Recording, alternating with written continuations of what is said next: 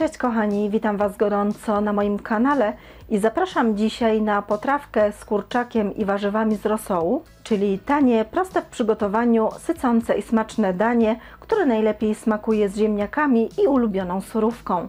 Zapraszam do oglądania filmu. Składniki: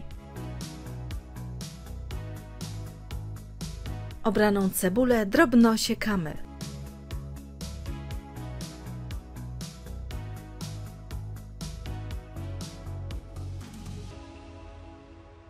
Ugotowane i oddzielone od kości mięso z kurczaka kroimy na mniejsze części.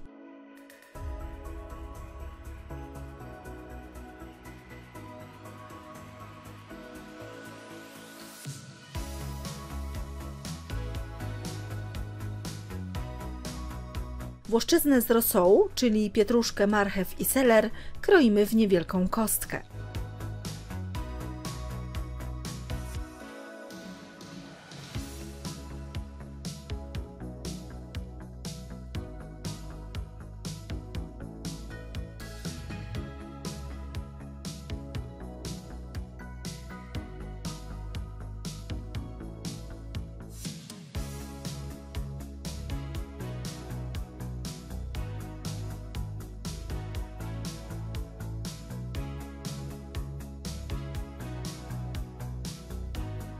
Na patelni z rozpuszczonym masłem delikatnie szklimy posiekaną cebulkę. Często mieszamy.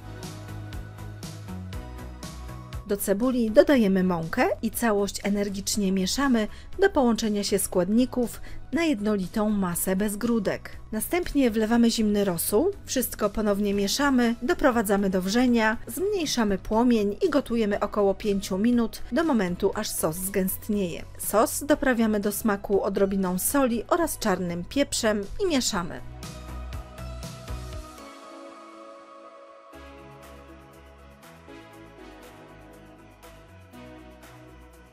Na końcu do sosu dodajemy pokrojone mięso, warzywa oraz odsączony z zalewy groszek. Wszystko razem łączymy i podgrzewamy, aż zawartość patelni będzie gorąca, po czym zdejmujemy z ognia.